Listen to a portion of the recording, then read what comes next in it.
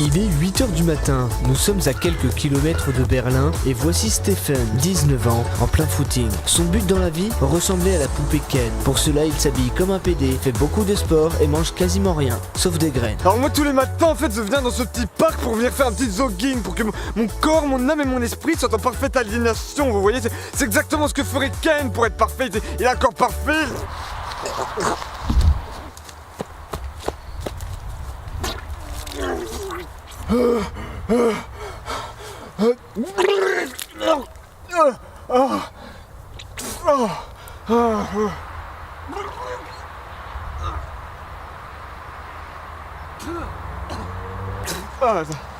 Ça va pas dû manger ce matin.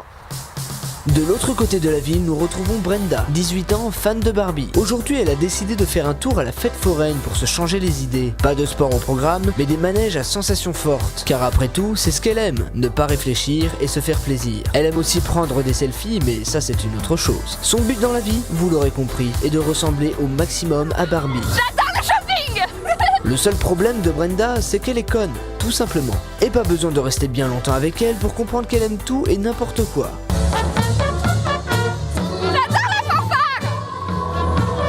Stephen et Brenda se sont rencontrés dans un salon de coiffure il y a plus de 2 semaines. Stephen lui faisait des mèches et Brenda est tombée sous son charme. Ils ont ensuite parlé de leur passion commune et là, ça a été le coup de foudre. Stephen lui a donc offert un brushing gratuit et l'a invité à passer la nuit avec elle dans un hôtel.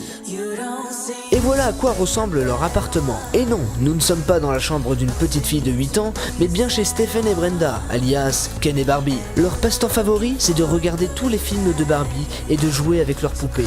Mais leur plus grand secret est ce qui va suivre. Ceci est la parfaite représentation de notre couple actuel, Barbie et Ken. Tout à fait. Nous pensons que lorsque notre âme sera morte, elle se réincarnera dans ses poupées. Tout à fait. Et une fois, on a cru que c'était le jour venu de notre mort, et du coup, on a voulu mettre fin à notre jour. Nous avons essayé d'avoir un accident de voiture. Mais le problème, c'est qu'on n'avait pas de permis. Et pas de voiture. En plus d'être sacrément gênants, Stephen et Brenda n'ont pas la vie facile, car ils s'investissent à fond dans leur rôle de Ken et Barbie, au point de ne pas pouvoir plier les bras et les jambes, ce qui laisse parfois quelques traces et les empêche de faire certaines choses. Ce que j'aime chez Brenda, c'est qu'elle se laisse faire. Je peux lui faire tout ce que je veux.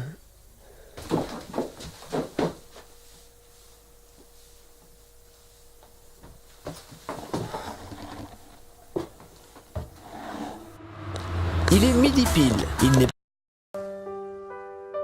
Corinne et Xavier habitent dans une petite villa pas chère trouvée sur le Bon Coin avec leur fils Julien. Corinne est au chômage, Julien ne fait rien de sa vie et Xavier ne va pas tarder à aller au travail. Installe-toi, viens prendre ton petit déjeuner, chérie. Merci. Veux-tu que je tartine ta tartine? Non merci, je vais juste prendre un peu de sucre. Xavier arrive. Oh, bonjour papa. Oh, Bonjour chérie. chérie. Bonjour Julien. Bonjour. Petite tartine de beurre? Je suis désolé, je n'ai vraiment pas le temps, je fonce au bureau. Je vais juste prendre un petit peu de beurre à grignoter dans la voiture. Ah oui, j'oubliais, j'ai réunion ce soir. Ne m'attendez pas pour dîner. Nous ce t'attendons soir. pas pour dîner. Non. C'est vrai que mon mari arrive de plus en plus tard en ce moment.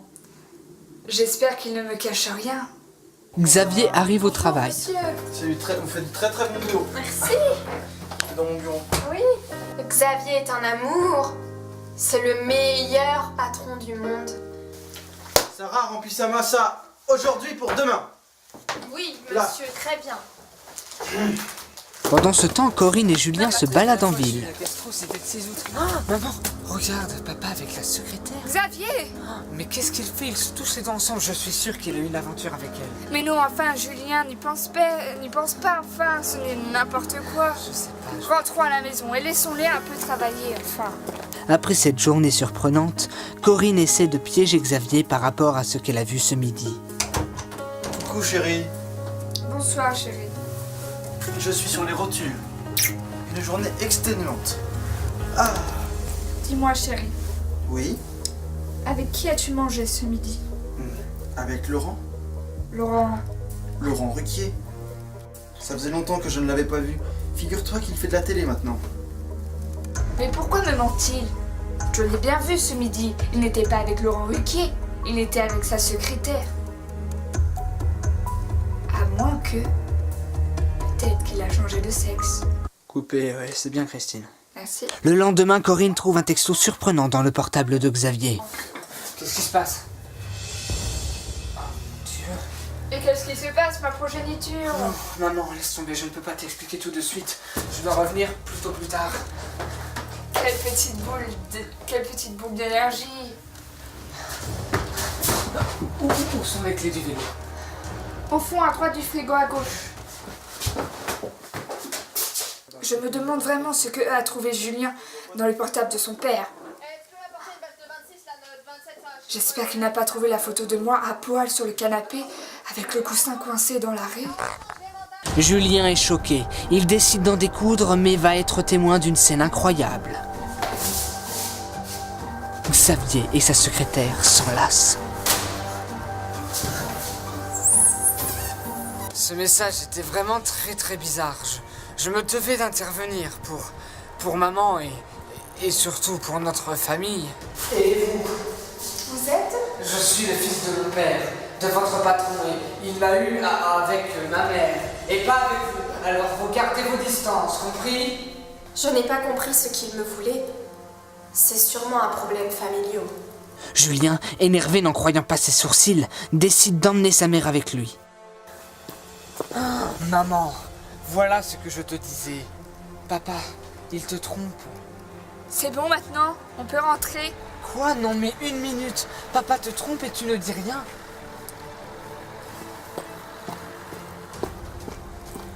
Action. Alors là, je n'ai rien compris.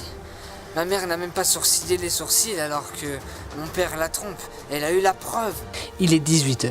Xavier et la secrétaire décident de s'expliquer. Je n'ai pas de liaison avec Xavier. Non, arrêtez de faire un mensonge. Je vous ai vu avec ma mère dans les bras de mon père en train de vous faire des câlins et tout ça. Julien, écoute, Sarah, c'est important. Si Xavier et moi avons passé tant de temps ensemble, c'est parce que je l'ai aidé à retrouver son frère jumeau. Un frère jumeau, mais quelle est cette histoire acadabrantesque? En effet, lui et moi, nous sommes perdus de vue à l'âge de la naissance. Et comme j'ai toujours rêvé d'aider un frère jumeau à retrouver son frère jumeau séparé dès la naissance, je me suis dit c'est l'occasion. J'ai tout entendu, Xavier. Oui, moi aussi, papa. Enfin, Christine, tu sais bien tout autant que moi que ça aurait été très mal vu par ta famille. Oh, Xavier. J'ai hâte de découvrir le dénouement de l'histoire. Bonjour, je suis Alain. Bonjour.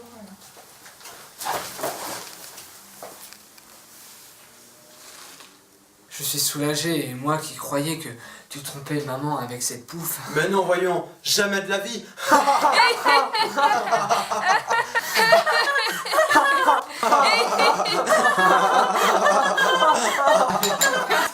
Champagne! Chine. Un instant. Si ce n'était pas la secrétaire que tu as embrassée, papa, sur le capot de la Twingo, qui était-ce donc?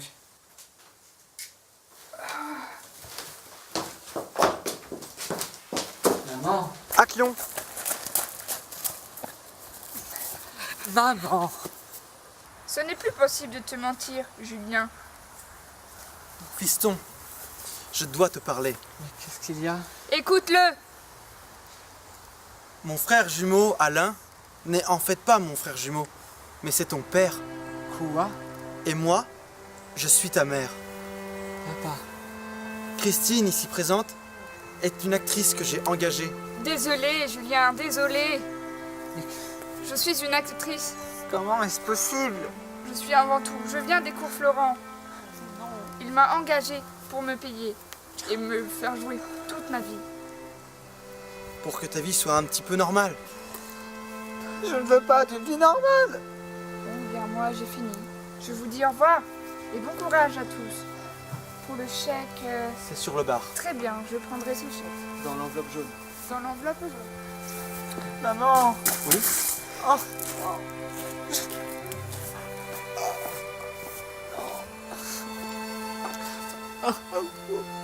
Non, laissez-moi, monsieur.